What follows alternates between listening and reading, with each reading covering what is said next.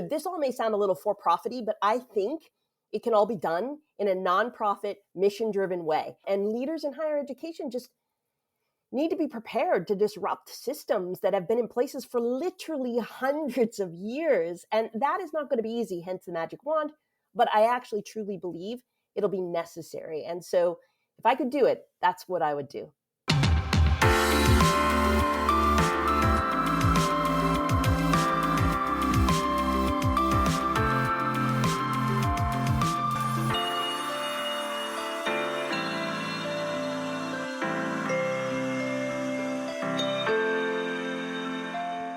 Hey there, and welcome to the Enrollify podcast. Each week, the Enrollify podcast equips you with insights into how the latest trends in marketing and technology are affecting today's enrollment marketers. Every episode is designed to inspire new, creative ideas for how to optimize the resources you do have to generate the results that you need. I'm your host, Zach Boozy-Cruz. Welcome to the show. Hey, everybody, and welcome to the Enrollify podcast. Zach here, and today I am joined by none other than Karen Hebert-Maccaro, who is the GM of Education at Morning Brew. How are you doing today, Karen? I'm doing great, Zach. Thanks for having me. Of course. It's been an honor. I was thinking about how we connected. I was just remembering this right before we hopped on, and we connected discussing whether or not vegetables as a replacement for starches were good or not. We connected on Twitter, and I believe you had some commentary on like riced cauliflower and how it was just, I don't want to put words into your mouth, but what I remember was that it was less than satisfactory as far as you were concerned. Yeah, well, look, I don't mind rice cauliflower. Don't get me wrong, Zach. But the fact that people substitute it for rice, it's sort of the tweet that I made that connected us was something like, I'm a little insulted by the fact that rice cauliflower thinks it can substitute for rice. I'm okay with it as long as I don't pretend that it's anything other than it is. Yeah, I feel that way about, I think we were talking about this too, but Trader Joe's has these cauliflower mashed potatoes, and my wife keeps trying to convince me that they're just as good as regular mashed potatoes, and they're not, But, likewise, it's like, if I know I'm eating cauliflower mashed potatoes, and if I convince myself that, hey, this is somehow supposed to be a little bit better, they don't taste as bad. So I can get behind it, but definitely not a substitution as far as I'm concerned.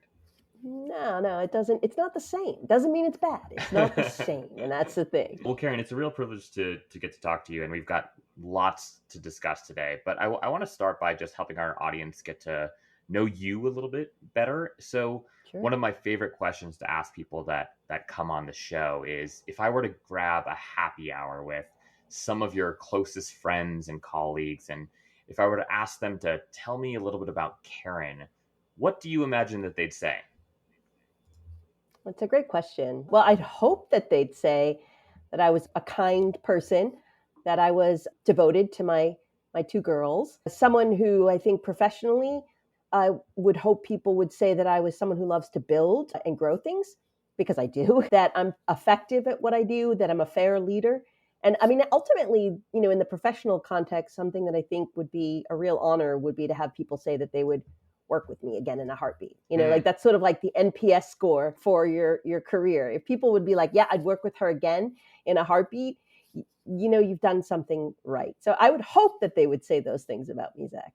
Wonderful. Well, you seem like one of those people that retains relationships well. Like, it seems from the little bit that we've discussed, and even just kind of like stalking you on LinkedIn and seeing how you've kind of jumped around over the course of your career, it seems like you've done a really great job at leaving that impact on people. So much so that, you've worked at, the same place a couple times in a different couple different capacities. And it sounds like, what we're going to dive into a lot of this today, but it sounds like, you've really relied on the colleagues that you've met in one context to help set you up for jobs and opportunities in the next. So for what it's worth, I would imagine that they'd agree with you.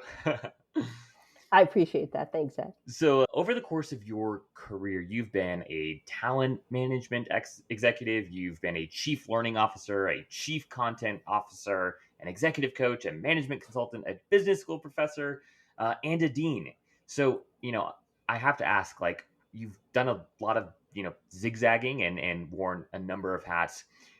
How do you feel about job titles? Because I feel like there's I don't know if this is a lot of like virtue signaling going on or whatnot, but I feel like like culturally, people say things like, I don't care about job titles. Like job titles don't matter, especially like millennials. It's become this thing where it's like, it's not about the title, it's about what you do. So I'm curious, like, where do you fall on the spectrum of like, I don't really care about job titles, given sort of the number of, titles and many creative titles that you've actually held? I, I think this is a pretty complicated question, the big title debate. And I actually just wrote a Twitter thread on this very topic. Here's my answer. I think titles and their importance evolve over a person's career. Hmm. Earlier in career, titles can actually be very important because they signal to the external marketplace things like progression, like if you go from an assistant to an associate, or you suddenly have manager in your title, or something that indicates you've taken on additional responsibilities. I think that can be really important to help you build towards your next step and to help, support you from a credibility standpoint.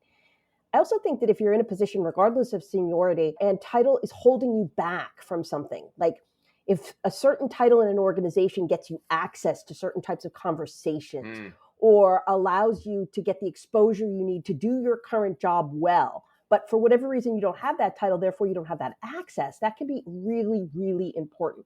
And of course, if title is directly relevant or connected to pay, then I think, it's a fair thing to say that I need to be titled appropriately to be paid appropriately for the work that I'm doing, right? So titles can be really important.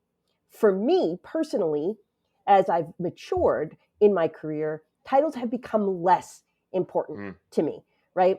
And actually, I just went from being the CEO of executive education at Babson, right? So the CEO title is objectively probably a desirable one, to being the GM of education at Morning Brew. And some might see that as a bad title move, right? But I'm at a certain point in my career where what matters most to me are things like scope of role, compensation, autonomy. I want to work with really good people. I want to work with a company that's at a certain point in their life stage and that is growing. I want to work with a company that has a great culture that I feel is aligned with me personally. And so things like title, less important for me at this point in career. And so, I don't say, who cares about titles? I say, let's look at titles in the context of things like stage of career, progression, access to information flow, access to resources, access to pay, and then decide, is it important that the title be a specific something? That's a wonderful answer. And I think, one of the things that we're seeing right now too, especially for, millennials, Gen Zers who are in the startup ecosystem, it's like if you go and found a company with a buddy and you are the co-founder and CEO, and then, God forbid the company fails, right? The startup doesn't go anywhere. You aren't quite able to get off the ground, or not get off the ground in a meaningful way. And you decide, you know what, tried my hand at this thing and it's not for me. Like I want to go take a more traditional, route. And then you go and you enter as a, assistant director of marketing at Morning Brew or whatever it might be. Let's say it's a company less cool than Morning Brew. It can kind of feel like this demotion, or like it almost like if you get a desirable title, or at least a title that society sees or tells you is desirable, a little too soon in your career, anything else can feel like a demotion. And I wonder like what that's going to do to this, generation where founding a company has never been easier. Even getting in right at a company with a pretty senior title pretty early on, in the company's life has never been easier than ever. So I think it's too, soon to tell, but yeah, go ahead.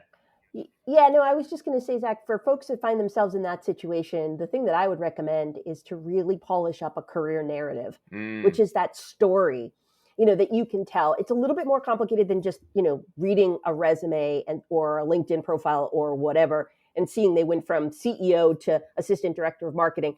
I get that. But when you're in conversation, there is something that's really powerful about having that career narrative, sort of the arc of your career. Yeah, I was a CEO of a 3-person startup that I really learned so many different things from, blah, blah, blah, blah.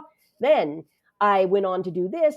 And that arc is going to become more and more common, in your own words, about, how frequently people are able to get into startups or try to start something themselves, and how much it's sort of part of early careers now, that it's going to become more and more common. So just polishing that career narrative, I think, is really a helpful way for people to deal with some of those shifts in career title that might seem odd at first. And I would just encourage people to think about it in that context. That's fantastic advice. Do you have just a quick last note on this, and then we have to move on because we have so many things to discuss. But do you have any advice for where people acquire sort of context or some knowledge as to how to do that well? Like, is there a book that you'd recommend or a podcast that you subscribe to, or even just sort of like a thought leader in the space that you think is, critically thinking about these things and has something to say that's at least, worth listening to? Yeah, absolutely. So I don't want to be self-promotional, but I write a lot about this type of Okay. stuff. So Follow Karen on people Twitter.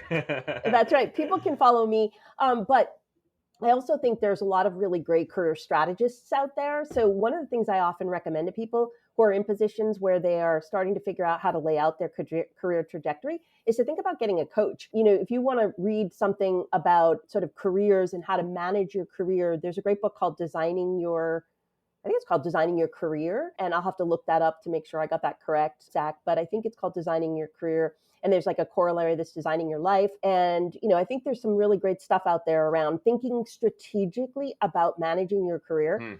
And if people just Google that, they're going to find a ton of stuff out there. But the most important thing to note is that no one is going to manage your career for you. It's not 50, 100 years ago where, you started at one institution and you just worked your way up over the course of your entire life until you retired. Now people are making shifts all the time. They're not only shifting, companies are shifting careers multiple times over the course of their life. So it's really important for people to think about what they want out of their career and try to do it deliberately as opposed to haphazardly. So Karen, you are Morning Brew's first GM of education, from my understanding, at least my Googling. And, before joining Morning Brew, who, for our listeners who aren't aware of Morning Brew, you guys are one of the fastest growing media companies in the world. You were recently acquired by Business Insider, I believe just about a year ago. And before you joined this awesome, incredible startup who I have loved for years, you were the CEO of Babson Executive Education, as you've already alluded to. And you also taught at Babson as a business professor. So I have so many questions for you. And when we first connected and chatted a couple weeks ago, and I asked you to just talk a little bit about who you are and what you do, I couldn't stop taking notes. I think my notebook has like literally 50 different lines of, half-baked thoughts based off of the things that you were sharing. So we have a lot to dive into. And I thought it would be helpful to kind of structure our conversation in three different ways. First, I want to chat a little bit more about who you are and how you think. Then I want to learn a little bit more about the products that Morning Brew is building in the education space under the new Learning Brew umbrella. And then finally, I want to pick your brain about the future of higher education. And specifically, given your context, what, if anything, education leaders can learn from what you and your team are building at Morning Brew.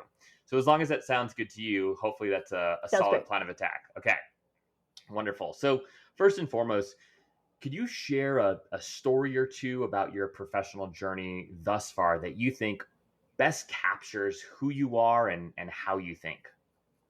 Yeah, sure. Well, first of all, I often tell people that the thread that connects my entire career is that no matter where I've been, inside companies, talent management divisions, inside media companies, building learning and development products for others to grow, or as a professor or a dean, it's always been about building and helping others grow. And so, those two things are really the theme that ties everything I've done. The first story I'd share is that when I left undergrad with a bachelor's degree in English, I did what every good English major does. I went into financial services because what else can you do with an English degree? I learned a ton, but I knew that I was in the wrong place. Even at that very early point in my career, I knew that I was going to spend an awful lot of time, an awful lot of my life at work. And I wanted to be in a place and in positions that I had fun, that I loved, that I was committed to. This is a pretty high bar. Yeah. And I realized how privileged I am to be able to set that bar. So I, at that point in time, very early in my career, shifted back to the only place that at that point I knew I really loved, which was college. And that's when I joined BAB the first time. Right. And it was to get back into the environment that I really loved, which was that learning focused environment. And the second story I'll share was actually the point at which I shifted out of academia for the very first time after going into academia and going back into corporate. It was many, many years later, I had just had the opportunity to be the inaugural associate dean of the new business school at Worcester Polytechnic, which is where I went right after my first very long stint at Babson. It was a great experience, by the way, to essentially build a startup within an established institution at WPI. But you can also see a theme here in my career, which is I was the first person to be in that position at WPI. I was the first person to be a chief content officer at O'Reilly Media. I'm the first GM of education at Morning Brew. I love to build. You love the first. So, you love the first. I love, it doesn't, the first is, what I love about the first is not that being the first, it's that it's the place where you can build the foundation for something. Yeah. And I love the build. I love the build or the rebuild, but I love the build. And so when I left WPI, it was to challenge myself and grow in a way that I really felt like I needed to. I had earned a PhD and I had some great academic leadership experience behind me. So it would make a lot of sense for me to stay. I was teaching organizational behavior and leadership to MBA students, which I loved. But I decided it was time for me to walk the walk and become a practitioner in OD and to lead in a company. And so this shift was really important to my career. And while most of my corporate jobs have in one way or another been about learning to some degree, like succession planning and program development inside corporations or helping to build an online learning platform. But, being in business also transformed me in a way and allowed me to expand my understanding of what it meant to be a business leader. And eventually I led multi-million-dollar divisions across media departments and companies and at Babson and at Morning Brew. And so for me, I expanded into the business of learning as opposed to the practice of learning and development. And the most important thing there is every role I've had, I'm continuing to have a ton of fun, which was that bar that I set so many years ago. And so I'm so lucky to be able to say that. So those are sort of two little stories about my own journey that sort of tell you a little bit about who I am and why I've made certain choices. Those are perfect examples. And I want to follow up on your love of building, right? Because I consider myself to also have an affinity for the 0 to 1 phase of initiatives. And I'd love your thoughts on what kind of team or what sort of resources do you think people like you, the builders of the world, need in that 0 to 1 phase in order to win, right? Because I think that there's so many opinions and thoughts out there on what this phase looks like, what it means to be a builder, whether how entrepreneurial you need to be in your thinking in order to be successful. And if you could think about the times that you were especially successful, and success being defined as you either accomplished the thing that you set out to accomplish and or you learned a lot along the way, even if it didn't ultimately work. What do you think how does the environment need to be designed to support building in a very early phase? Like, who needs to be there, what resources need to be available, etc.? Yeah, it's a great question. So the first thing I'll say that I have found very helpful in that 0 to 1 early build stage is to get really smart people who are very ambitious and who are low ego. I call that the trifecta. If you're bright, if you're ambitious and driven and you're low ego, you are, sort of golden, because in the early stage of things, everybody's doing everything. If you're too ego focused or if you're not quick enough or if you're not driven enough, it's going to be really hard for you to catch up or keep up. Yep. And you're going to hurt the team. So one thing is I really look for that type of personality. Environmentally, what you have to do, I think, in that early stage is create, the fancy term for it is psychological safety, but essentially what it means is you need to allow for people to debate and discuss and dissent and disagree fast, because you can't be in stalled situation as a result of continuous debate and discussion, but you need to be able to quickly and passionately, because people who are committed and low ego and driven, they're going to be passionate about the work that they're doing. You have to be able to passionately and respectfully disagree, debate, and that also gets to the low ego. You can't be a huge egomaniac in those environments because things are going to shift all the time. Differences of opinion are what is going to drive innovation inside organizations at that period of time. So for me, it's really about getting people who are bright and ambitious and low ego and putting them in an environment where respectful dissent and disagreement and innovation and creativity can happen. And lastly, where there is a massive orientation to action. Mm. Because the reality is that at that stage, when you're early building, you're going to make mistakes. So, act, learn, revise, act again. And I think that kind of orientation towards action is a big part of it as well.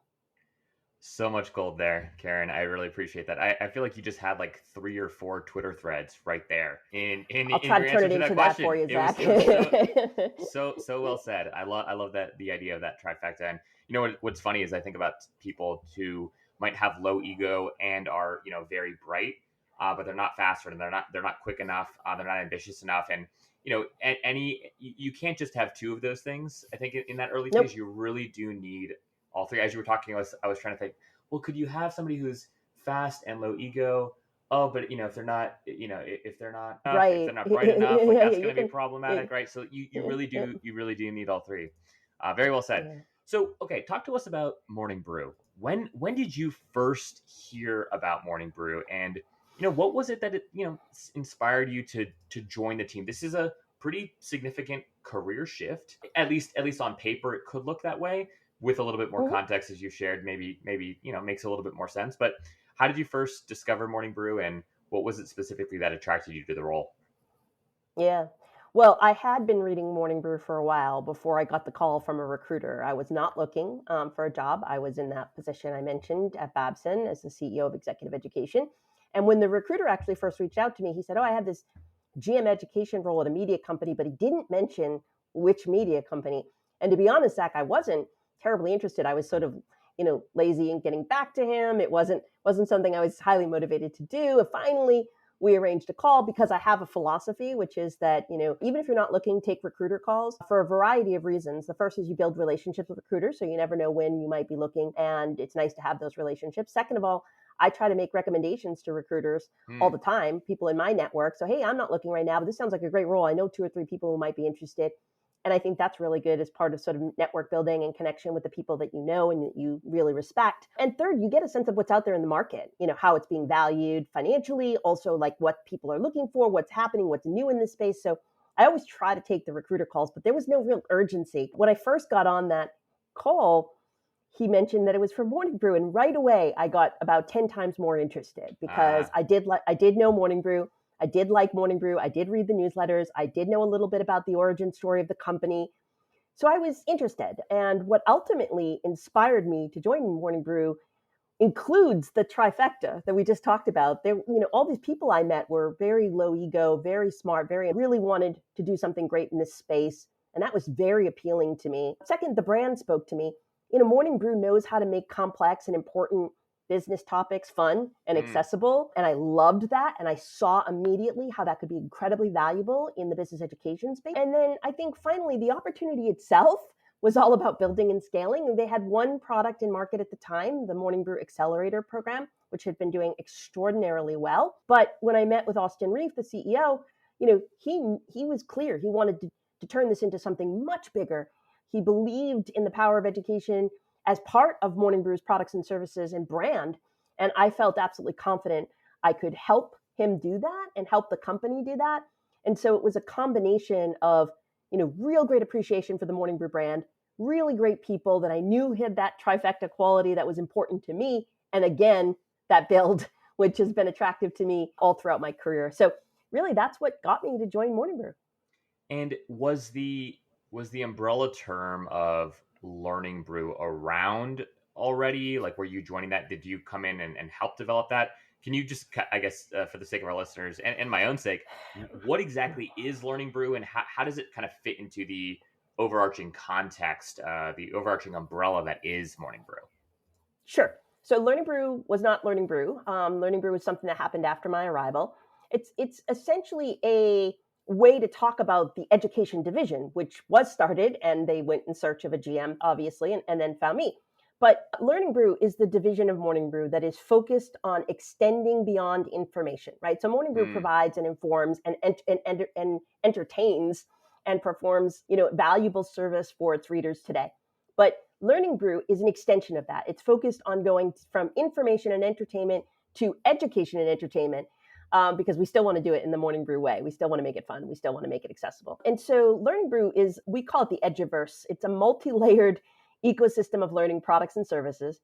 And we are hoping to help the ambitious professional achieve their career goals. So right now that looks like a couple of things. It looks like two categories of products. One is career accelerators and the other is skill accelerators. You might think in traditional education terms that career accelerators are kind of like core courses and skill accelerators are kind of like electives. But they're both reimagined in a very Morning Brewian way, right? So career accelerators are 6 to 8 week courses that are delivered in a cohort, and they're delivered online, both asynchronously and synchronously. And these career accelerators, they provide a whole toolbox of skills around a central theme. So MBA, which stands for Morning Brew Accelerator, is all about basic business acumen. We teach skills in communication, operation, and innovation. MBQ, which is another one of our career accelerators, the Q stands for quantitative there, is a business numbers course for non-numbers experts. And we teach financial analysis, data analysis, and basic accounting concepts, right? Skill accelerators are these 2 to 4 week courses. They're also cohort-based. They're also asynchronous and synchronously delivered online. But instead of giving you a toolbox, they take one tool out of the box and sharpen that tool, right? So they are focused on getting you really, really deep into one specific tool in your toolbox. Our first one, which is now open for registration, is called Building an Audience with Alex Lieberman, the co-founder of Morning Brew. And the skill accelerators, their primary outcome is not broad and general knowledge in the same way that we do have for our career accelerators, which, by the way, are still highly applied, but we are wider spread. But the skill accelerators are all about tangible products, such as an audience growth plan, or something that will go in your portfolio, or something that will be able to be put into practice right away. And then we are actually building more courses for launch later in this year. And as for the future, I won't be specific, but I'll say that, we certainly believe that learning is more than just courses.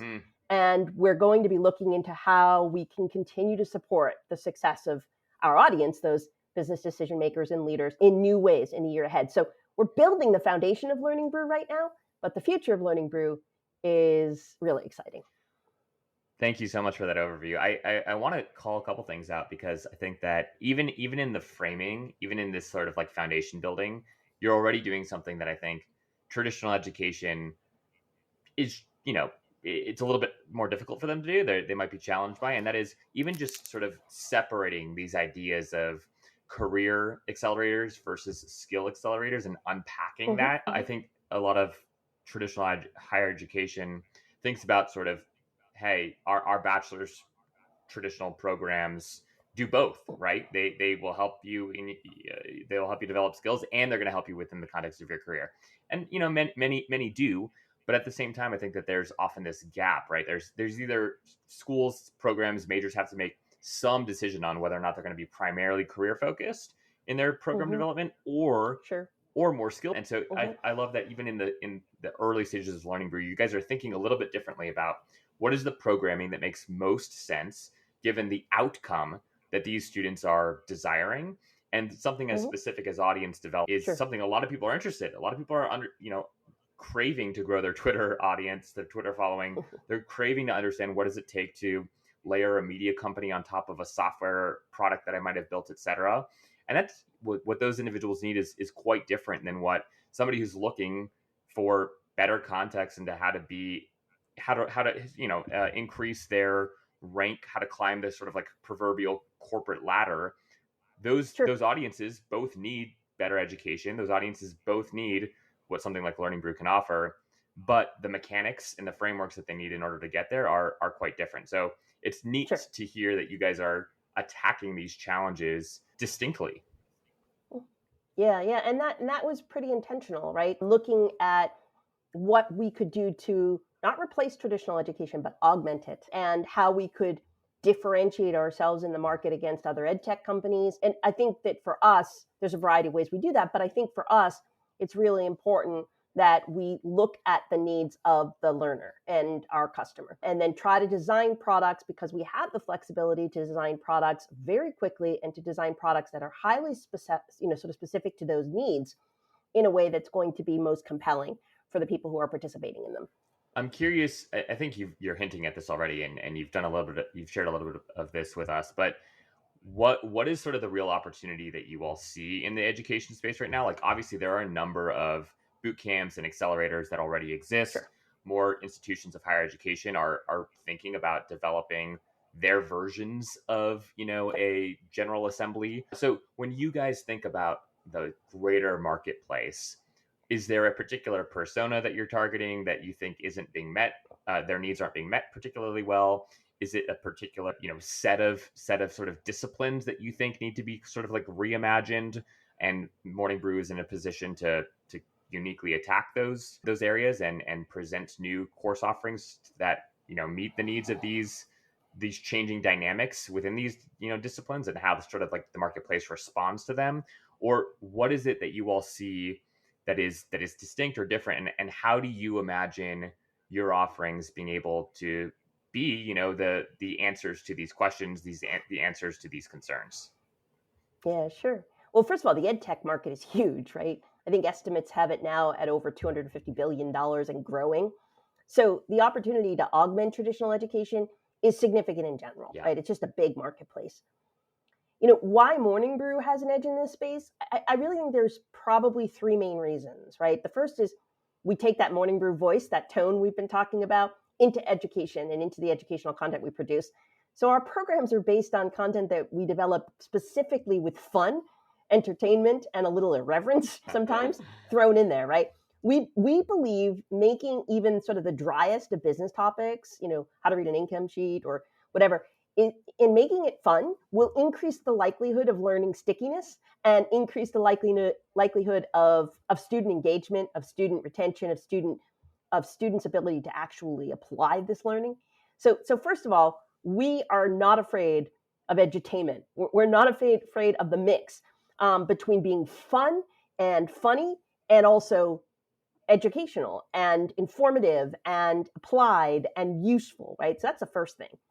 The second is we know that at least half the value of taking courses like these is the community that you get a chance to build. And we're not afraid to say that either, right? Our content is very good, but the average shelf life of a skill is like 2 years if it's technical, 4 years if it's not.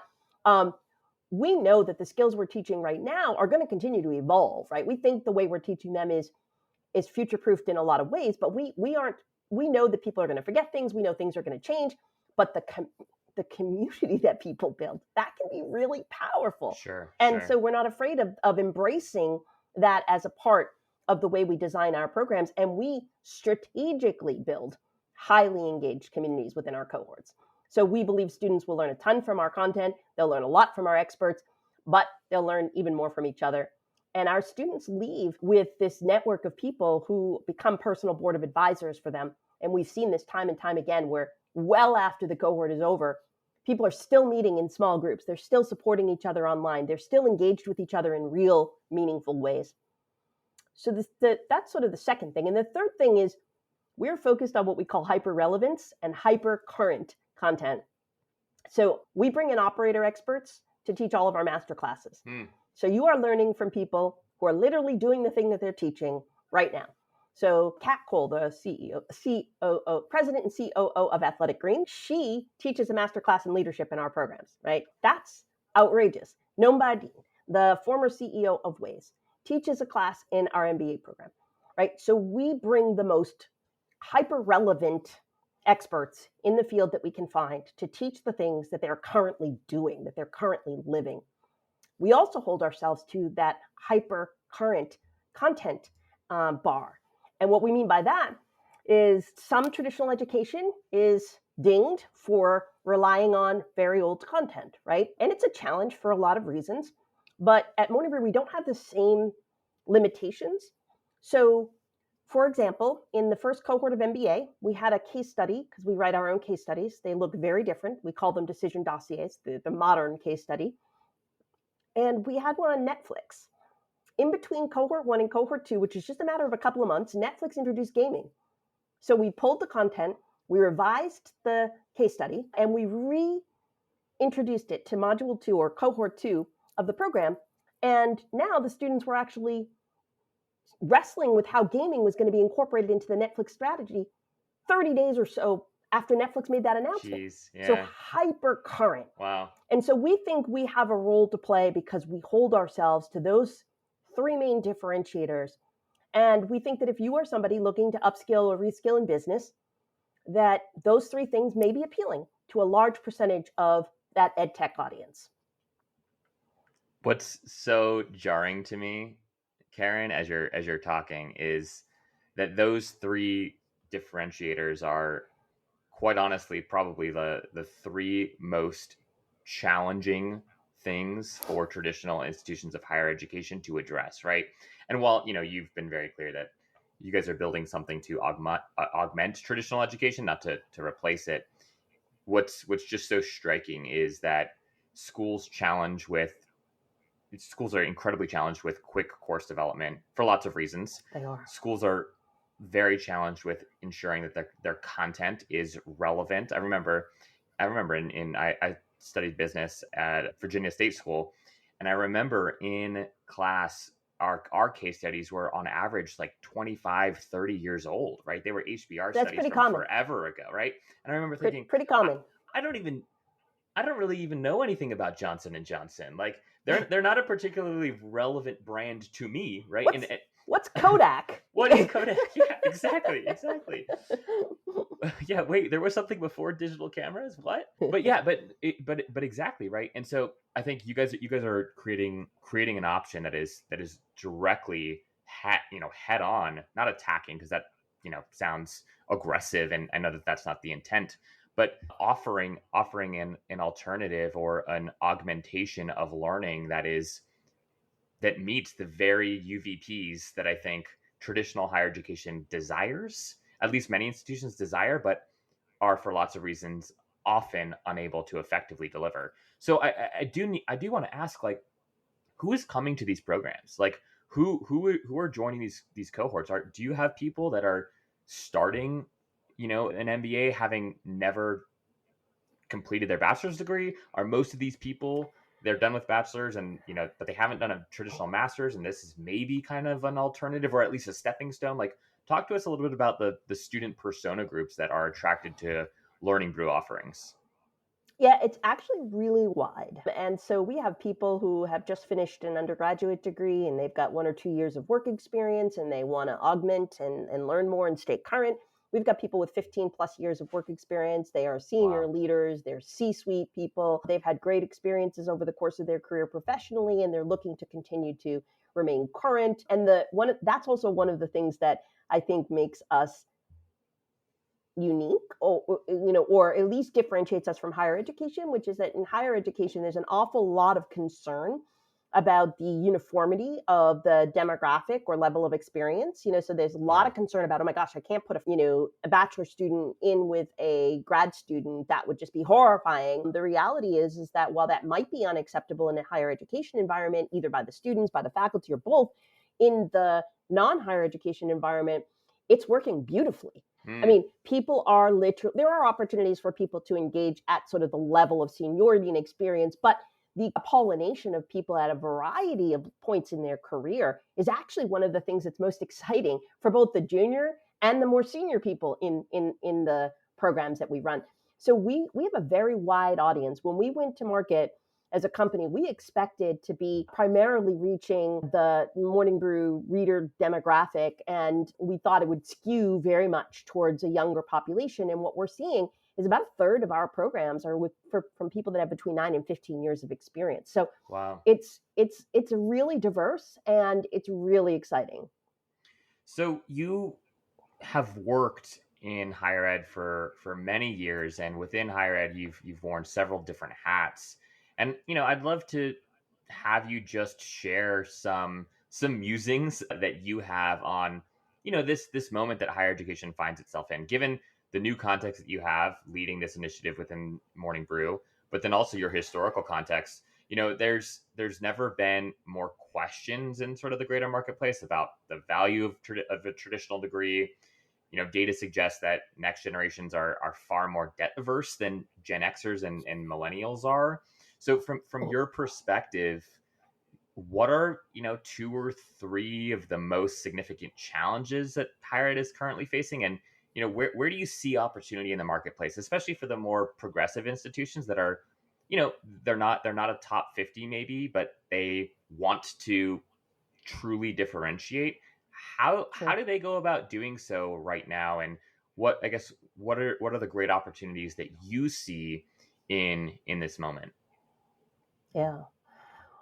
In preparation for this interview, I was thinking about my time in higher education, and I was actually astounded to realize that cumulatively, I spent more than 15 years in higher education. So I certainly have a great appreciation and respect for the work of higher education. And I think that all of that respect and appreciation, it should be assumed when I talk about the various challenges I think that they're facing, because I did come up and through many higher education experiences over my career. And I think I can speak for the fact that there's an awful lot of good happening in higher education. And even still, there are a lot of problems that might end up becoming fatal flaws for some institutions. So, higher education is facing a ton of challenges. I think high cost structures, long lead times, which we just talked about, and I think there's this other category which I'll call misalignment of talent structures. And I think it's those three things that I feel most strongly are contributing to some of the challenges that higher education is facing today. I'll try my best to go through them. So first one I said was high cost structures, right? Yep. So, we've got elaborate campus facilities. We've got increased technological needs, especially in the last several years due to COVID. We've got, massive faculty and staff costs. And all of this equates to a need to continually raise tuition. And that continuing tuition raise for tuition-dependent institutions is unsustainable, frankly. And I think this is going to be a particular challenge as we see the COVID-forced shift to online learning and what it actually ultimately does to the expectations of students and parents regarding what college should be and should cost. So let's say that hypothetically, this sort of forced online learning becomes more of the expectation or more of the norm in some circumstances than a return to a traditional college environment becomes. Those students that are doing most of their work off campus and are paying for elaborate gyms and, beautiful facilities and nice dorms, but aren't really taking advantage of any of those things, that's going to further heighten the sense of ROI is off, right? Yeah. And unwinding such an incredibly high cost structure is not going to be easy for most institutions who have expanded the campus size, built new buildings, retained tenure structures for faculty. These are extremely costly endeavors, and it's very hard to unwind them. I think a smart way forward for viable institutions is to consider alternative revenue streams. So executive education might be considered an alternative revenue stream. Facility rentals, for example, and I think there's a key to integrating campus amenities into their surrounding communities more and having people pay for engagement with the community and creating a living, working community in a way that living, working, learning community some corporate campuses have tried to do. I think college campuses may have to look at alternative revenue structures that do some of those things, right? So that, because I think the unwinding of high cost structures, like all those buildings, like tenure as a faculty cost, those things are going to be incredibly difficult and take a long time to do if they can be achieved. Yeah. So what's the short-term answer? I think it has something to do with alternative revenue streams. The second one, I said, long lead times, right? So we talked a little bit about this. Yeah. So, for most traditional higher education institutions, course development timelines are really long, many months. And refreshing content within those courses is also pretty slow. We talked about old case studies, outdated texts, stale teaching decks. They're all challenges for many institutions. And I think it really contributes to a question about the value of investment. And that's a problem. And I think that regulating that is even harder because there's certain liberties that are given to faculty around academic freedom and what happens inside the classroom. And so, there's some real challenging, systems in place in higher education that make it hard to do the kind of things that we're talking about here.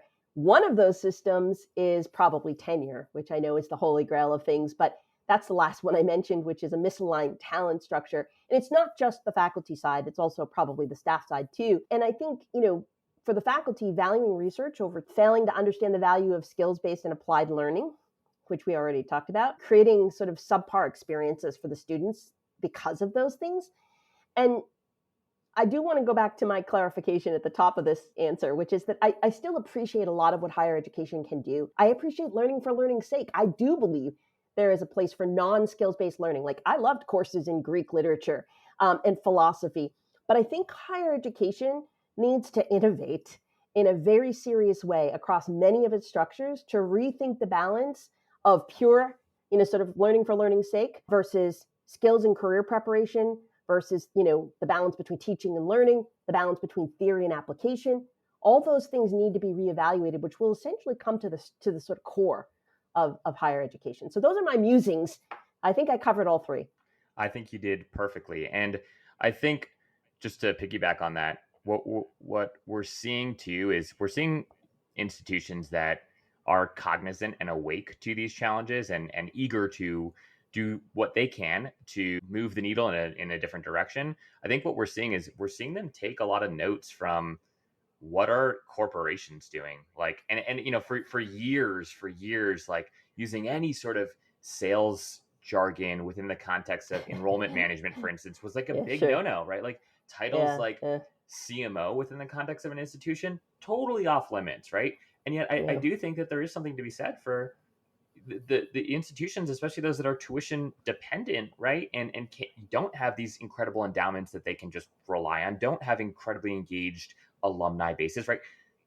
You're going to have to start thinking a little bit more like a business. And I do wonder, like, will we start seeing an emergence of like, chief product officer, somebody who's, like, will we get to a point in higher education where there's finally this like very, very clear, well-articulated, owned sort of, and claimed, I should say, sort of sentiment that our programs and our majors and our offerings, like these are our products, right? And like any product, like anyone knows, they need to be maintained. We need 2.0s and 3.0s and 4.0s, right? And if there is no product market fit, it's time to go do something else, right?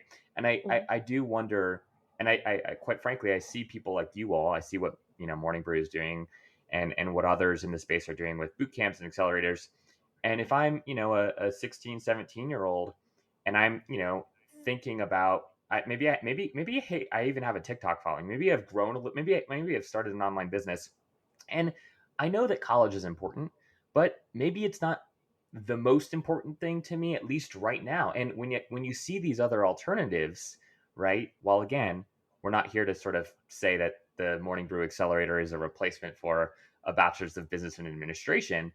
I do think that schools need to, it can be helpful to think in extremes, right? And to a 17-year-old looking at these options, I think more and more there is a compelling argument for, do I want to do something different, at least to start? And then if it doesn't work out, like if I enroll in a boot camp, my brother's 17 years old and his friends are having these conversations right now, right? Like, what if we take, General Assembly coding boot camp instead?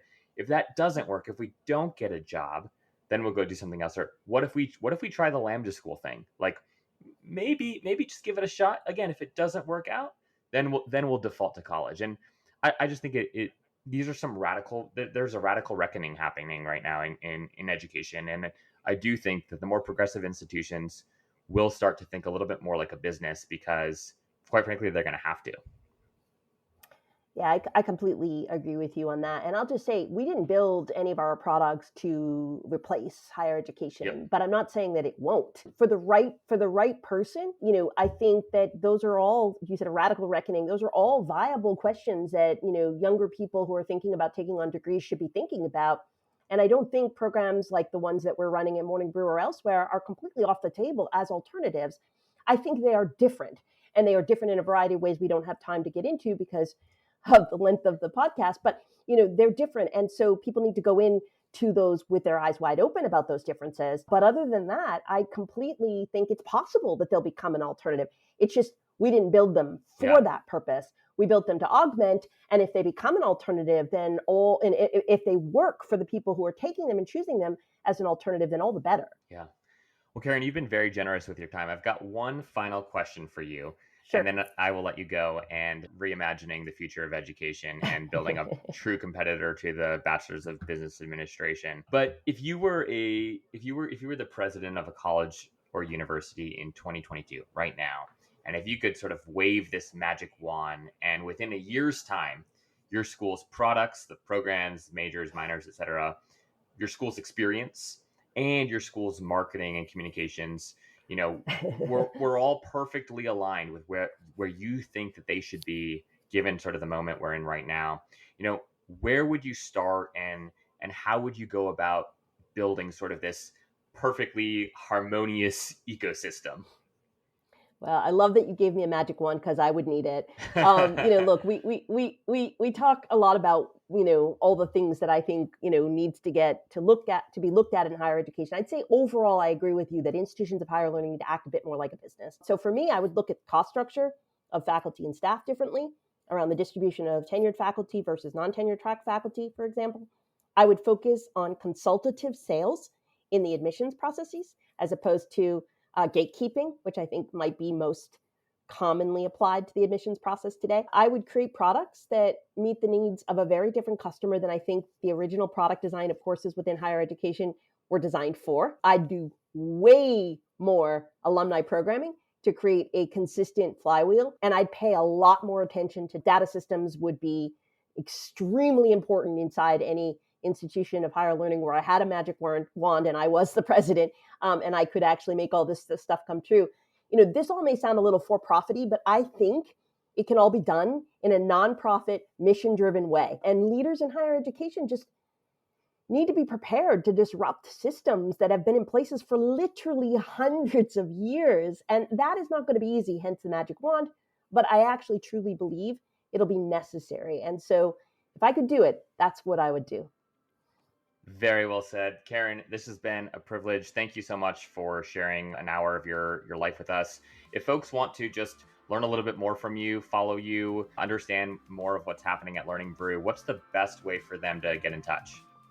Sure. So they can follow me on Twitter at Edgiverse Queen, which is a fun way of talking about the building we're doing at Morning Brew. And certainly throw Morning Brew's Learning Twitter a follow at Learning Brew. And lastly, if people want more information, they can go to learning.morningbrew.com and you'll see everything we're working on right now.